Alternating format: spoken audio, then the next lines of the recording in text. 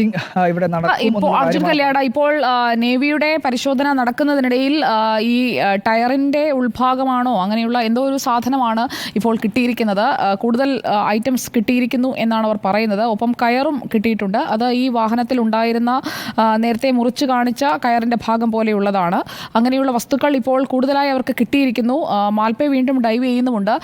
നമുക്ക് കിട്ടുന്ന വിവരങ്ങൾ ഇപ്പോൾ ദൃശ്യങ്ങളിൽ അർജുനും കാണുന്നുണ്ടാകുമല്ലോ, ഒരു കയർ, ആ കയർ ഒപ്പം തന്നെ മറ്റ് ലോഹഭാഗങ്ങൾ അതൊക്കെ അവർ കണ്ടെത്തിക്കൊണ്ടിരിക്കുകയാണ്. അതാണ് നമ്മളിപ്പോൾ കാണുന്നത്. ഇക്കാര്യത്തിൽ നമുക്ക് ലഭിക്കുന്ന ഒരു വ്യക്തത ഈ പോയിന്റ് 1 and 2 അത് രണ്ടും കേന്ദ്രീകരിച്ച് കൂടുതൽ തിരയുക. കാരണം കൂടുതൽ റിക്കവറി വരുന്നത് ആ ഭാഗത്തു നിന്നാണ്. അർജുൻ്റെ വാഹനത്തിൽ തടിക്കഷ്ണങ്ങൾ കെട്ടിയുറപ്പിച്ചിരുന്ന കയർ ഇപ്പോൾ കിട്ടിയിരിക്കുന്നു.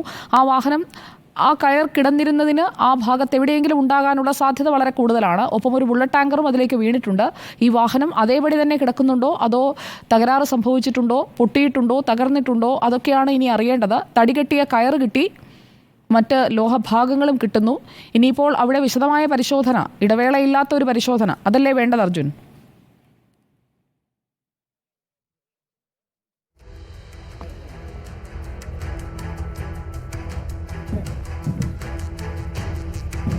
തീർച്ചയായിട്ടും ചില സൂചനകൾ ലഭിച്ച ഒരു പശ്ചാത്തലത്തിൽ കൂടി കൃത്യമായ തോതിലുള്ള ഒരു പരിശോധന അത് തന്നെയാണ് ഇനി ഉറപ്പ് വരുത്തേണ്ടത് എന്ന് തന്നെയാണ് ഇതിൻ്റെ ഭാഗമായി പറയാനുള്ളത്. എന്തായാലും നമ്മളിപ്പോൾ ഔദ്യോഗികമായി നമുക്ക് ഈ നേവിയിൽ നിന്നും ലഭിക്കുന്ന ചില ചിത്രങ്ങൾ അനുസരിച്ച് അതിനകത്ത് കയർ മാത്രമല്ല മറ്റ് ചില ലോഹഭാഗങ്ങൾ ഉൾപ്പെടെ ലഭിച്ചിട്ടുണ്ട് എന്നുള്ളത് തന്നെയാണ് നമ്മൾ മനസ്സിലാക്കുന്നത്.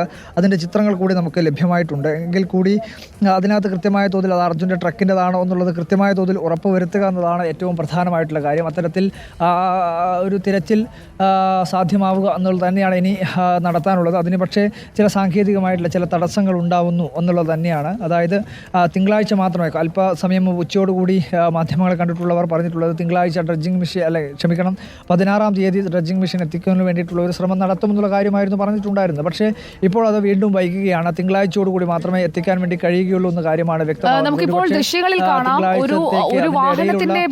ഒരു വാഹനത്തിന്റെ ഭാഗങ്ങൾ വിഘടിച്ച് പുഴയിൽ വീണ് കിടക്കുന്നു എന്ന് വ്യക്തമാക്കുന്ന വസ്തുക്കളാണ് നമുക്ക് കിട്ടിക്കൊണ്ടിരിക്കുന്നത്. അതായത് തകർന്ന വാതിലിൻ്റെ ഒരു ഭാഗം അത് ബുള്ളറ്റ് ടാങ്കറിൻ്റെതാണ് എന്ന് സ്ഥിരീകരിക്കുന്നു.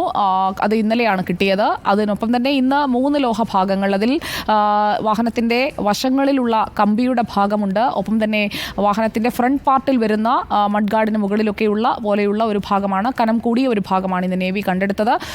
അർജുൻ്റെ വണ്ടിയിലെ തടി കെട്ടിയിരുന്ന കയർ അതും കണ്ടെടുത്തിരിക്കുന്നു. ഒപ്പം ഇപ്പോൾ നമ്മൾ ദൃശ്യങ്ങളിൽ കാണുന്ന ഭാഗം അത് ഏത് വാഹനത്തിൻ്റെതാണ് എന്ന് നമുക്ക് വ്യക്തമല്ല. ബുള്ളറ്റ് ടാങ്കറുമുണ്ട്, അർജുൻ്റെ ട്രക്കുമുണ്ട്. അതിലൊന്നിൻ്റേതാകാൻ സാധ്യത വളരെ കൂടുതലുമാണ്. റിപ്പോർട്ടറിലൂടെ ഇപ്പോൾ നമ്മൾ പ്രേക്ഷകരിലേക്ക് എത്തിക്കുന്നത് അവിടെ നിന്ന് നേവിയുടെ ടീം കണ്ടെടുത്ത വസ്തുക്കളാണ്.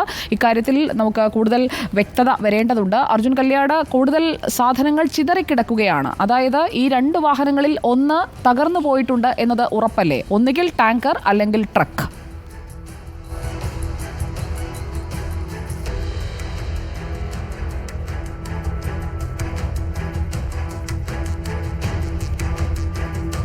തീർച്ചയായിട്ടും, അതായത് വാഹനങ്ങളുടെ ഭാഗങ്ങൾ ചിന്നിച്ചിതറി കിടക്കുന്നു. അതിൻ്റെ ഭാഗമായിട്ടാണ് ഇങ്ങനെ ഓരോ പാർട്സുകളായി നമുക്ക് ലഭിച്ചുകൊണ്ടിരിക്കുന്നത്. ഇപ്പോൾ ട്രക്ക് ആയിക്കോട്ടെ, അല്ലെങ്കിൽ അർജുൻ്റെ ഈ പറയുന്ന അർജുൻ്റെ ട്രക്കായാലും ഈ ടാങ്കർ ആയിക്കഴിഞ്ഞാലും അത്തരത്തിൽ അതിൻ്റെ ഏതോ ഒരു ഭാഗം അല്ലെങ്കിൽ അതിൻ്റെ യന്ത്രഭാഗങ്ങൾ ചിന്നിച്ചിതറി കിടക്കുകയാണ് എന്ന് വേണം മനസ്സിലാക്കാൻ. അതിൻ്റെ ഒരു പ്രാഥമികമായിട്ടുള്ള സൂചന എന്ന രീതിയിൽ തന്നെയാണ് ഓരോ ഭാഗങ്ങളായി ലഭിക്കുന്നത്. അല്ലെങ്കിൽ ഏതെങ്കിലും തരത്തിൽ ഇതെല്ലാം തന്നെ വിഘടിച്ച് പോയില്ല, അല്ലെങ്കിൽ ഇതെല്ലാം ഇത്തരത്തിൽ വിട്ടുപോയിട്ടില്ല എങ്കിൽ കൃത്യമായ തോതിൽ ഇതെല്ലാം തന്നെ ആ പഴയ രീതിയിൽ യോജിച്ച ഒരവസ്ഥയിലാണ് ഉണ്ടാവേണ്ടിയിരുന്നത്. പക്ഷേ ഇപ്പോൾ അത്തരത്തിലല്ല. ഇതിൻ്റെ ടൂൾ ബോക്സിനകത്ത് സൂക്ഷിച്ചിരുന്നതെന്ന് കരുതപ്പെടുന്ന ജാക്കി മറ്റൊരിടത്തു നിന്ന് കിട്ടുന്നു, കയർ മറ്റൊരിടത്തു നിന്ന് കിട്ടുന്നു, അതിന് പുറമെ അതിൻ്റെ മറ്റ് യന്ത്രഭാഗങ്ങൾ കിട്ടുന്നു.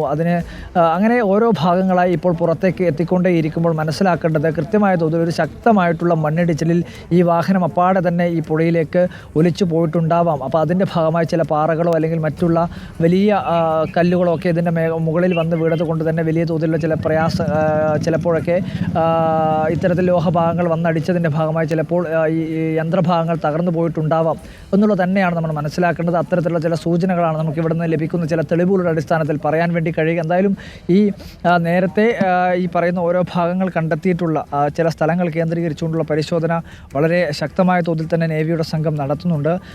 ഇന്നിപ്പോൾ വൈകുന്നേരം 5 മണിയോട് അടുക്കുകയാണ്. ഒരുപക്ഷെ ഇരുടാവുന്ന ആവുന്നതോടുകൂടി, അതായത് വെളിച്ചം മങ്ങുന്നതോടുകൂടി തന്നെ ഇന്നത്തെ തിരച്ചിൽ അവസാനിപ്പിക്കാനുള്ള സാധ്യതയാണ്. ഇനി എന്തെങ്കിലും തരത്തിലുള്ള സാധനങ്ങൾ നേരത്തെ കണ്ടെത്തിയതിന് സമാനമായി ഇവിടെ നിന്ന് കണ്ടെത്തുമോ എന്നുള്ള കാര്യം കൂടി വളരെയധികം ശ്രദ്ധയോടുകൂടിയാണ് നമ്മൾ വീക്ഷിക്കുന്നത്. കാരണം ഇനി നമ്മൾ ചില സൂചനകൾ ലഭിച്ചു. ആദ്യഘട്ടത്തിൽ ഒരു സൂചനയുമില്ലാതെ നമ്മൾ കൃത്യമായ തോതിൽ ഓരോ ഭാഗത്തും പരിശോധനയായിരുന്നു. പക്ഷേ ഇപ്പോൾ ചില സൂചനകൾ ലഭിക്കുന്നു, ചില തെളിവുകൾ ലഭിക്കുന്നു, ചില ലോഹഭാഗങ്ങൾ കണ്ടെത്തുന്നു. അപ്പോൾ കൃത്യമായ തോതിൽ ഇനി ആ ഭാഗം കേന്ദ്രീകരിച്ചുകൊണ്ടുള്ളൊരു വിദഗ്ധമായിട്ടുള്ള അല്ലെങ്കിൽ വളരെ വൈദഗ്ധ്യം നിറഞ്ഞൊരു ടീമിനെ സജ്ജീകരിച്ചുകൊണ്ടുള്ളൊരു പരിശോധന നടത്തിയാൽ മാത്രമേ നമുക്ക് ആ രീതിയിൽ അതിനകത്ത് കാര്യമായ തോതിലുള്ള ചില തെളിവുകൾ കണ്ടെത്താൻ വേണ്ടി കഴിയുകയുള്ളൂ. അതുകൊണ്ട് തന്നെ വളരെ പ്രധാനമായിട്ടുള്ള കാര്യമെന്ന് പറയുന്നത് ഇനി അതുതന്നെയാണ്, അത്തരത്തിലുള്ളൊരു പരിശോധന വളരെ കാര്യക്ഷമമായി നടക്കുക എന്നുള്ളത് തന്നെയാണ്.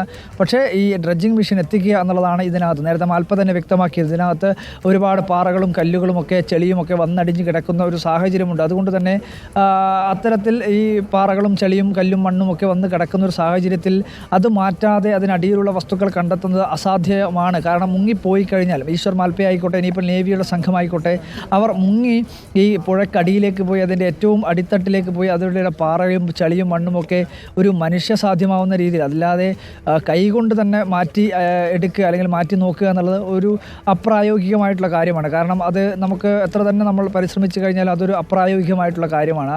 പക്ഷേ അതിനകത്തൊരു ഡ്രഡ്ജിങ് പോലുള്ള ഒരു സംവിധാനം ഇവിടത്തേക്ക് എത്തിച്ചു കഴിഞ്ഞാൽ ഒരു പക്ഷേ അതിനകത്ത് വളരെയധികം വേഗത കൈവരും എന്നുള്ളതാണ് ഏറ്റവും പ്രധാനമായിട്ടുള്ള കാര്യം. കാരണം ഇങ്ങനെ ഓരോ സ്ഥലത്തും തപ്പി നോക്കുന്നതിന് പകരം അല്ലെങ്കിൽ ആ ഭാഗങ്ങളെല്ലാം തിരച്ചിൽ നടത്തി നോക്കുന്നതിന് പകരം ഇങ്ങനെ കൃത്യമായ തോതിൽ ഒരു ഡ്രഡ്ജിങ് പോലുള്ള സംവിധാനം എത്തിച്ചു കഴിഞ്ഞാൽ ആ തിരച്ചിലിന് ഒരു വളരെയധികം വേഗത കൈവരും. ഒരു സ്ഥലത്ത് ഡ്രഡ്ജിങ് നടത്തുമ്പോൾ തന്നെ സ്വാഭാവികമായും അവിടെയുള്ള കല്ലും മണ്ണും ചെളിയും ഒക്കെ വീണ്ടും ഈ പുഴയിലേക്ക് ഒഴുകി പോവുകയും ചെയ്യും. അപ്പോൾ അത് തെളിച്ചമോടുകൂടി, അതായത് ഇത്രയും സാധനങ്ങൾ ചിതറിക്കിടക്കുന്ന രീതിയിൽ കണ്ടെത്തിയിട്ടുണ്ടെങ്കിൽ അവിടെ ഉറപ്പായും മണ്ണു നീക്കി പരിശോധിക്കേണ്ടത് അനിവാര്യമാണ്. അതിന് ഡ്രഡ്ജർ എത്തണം. ഡ്രഡ്ജർ തിങ്കളാഴ്ചയോടെ എത്തിക്കുമെന്നാണ് അനൗദ്യോഗികമായി നമ്മൾ അറിയുന്നത്.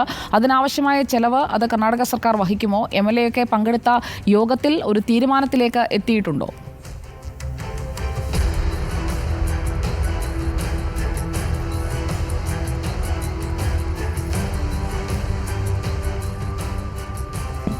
തീർച്ചയായിട്ടും, അതായത് വലിയൊരു സാമ്പത്തിക ചെലവാണ് ഈ ഡ്രഡ്ജർ എത്തിക്കുന്നതുമായി ബന്ധപ്പെട്ടുകൊണ്ട് പറഞ്ഞിട്ടുള്ളത്. ഇന്ന് യോഗത്തിലും അക്കാര്യങ്ങളെല്ലാം തന്നെ ചർച്ചയായിരുന്നു എന്നാണ് അല്പസമയം മുമ്പ് നമ്മളോട് സംസാരിച്ച മഞ്ചേശ്വരം MLA AK അഷ്റഫും വ്യക്തമാക്കിയിട്ടുള്ളത്. അദ്ദേഹം പറയുന്നത് 50 ലക്ഷത്തോളം രൂപ ചിലവ് വരുന്ന ഒരു പ്രക്രിയയാണ് ഇത് എന്ന കാര്യം പറഞ്ഞിരുന്നു. അപ്പോൾ അതുകൊണ്ട് തന്നെ ആ പണം മുഴുവനായും കർണാടക സർക്കാരിൻ്റെ ഭാഗമായി സതീഷ് കൃഷ്ണസേൽ MLA-യുടെയൊക്കെ ഒരു ഇടപെടലിൻ്റെ ഭാഗമായി അദ്ദേഹത്തിൻ്റെ ഒരു സഹായത്തിൻ്റെ കൂടി ഭാഗമായി അദ്ദേഹം ആ 50 ലക്ഷം രൂപ ചിലവ് വരും എങ്കിൽ കൂടിയും ആ മിഷൻ ഇവിടെ എത്തിക്കുന്നതിന് വേണ്ടിയിട്ടുള്ള സംവിധാനം അല്ലെങ്കിൽ സജ്ജീകരണം ഒരുങ്ങിയിട്ടുണ്ട് എന്നുള്ള കാര്യം തന്നെയാണ് നമ്മൾ മനസ്സിലാക്കുന്നത്. അപ്പോൾ 25 ലക്ഷത്തോളം രൂപ ഈ മിഷൻ ഇവിടത്തേക്ക് എത്തിക്കുന്നതിന് വേണ്ടി മാത്രം ചിലവ് വരുമെന്നാണ് പറയുന്നത്. അതായത് ഇവിടെ നിന്നും കൊണ്ടുവരുന്നത് നദിയിലൂടെ തന്നെ കൊണ്ടുവരണം. കടലിൽ നിന്നും ഈ 2 പാലങ്ങളൊക്കെ കടന്ന് ഇതുവഴി തന്നെ കൊണ്ടുവരേണ്ടതുണ്ട്. അപ്പോൾ വലിയ സാമ്പത്തിക ചിലവുണ്ട് എന്നുള്ള കാര്യമാണ് പറഞ്ഞിട്ടുള്ളത്.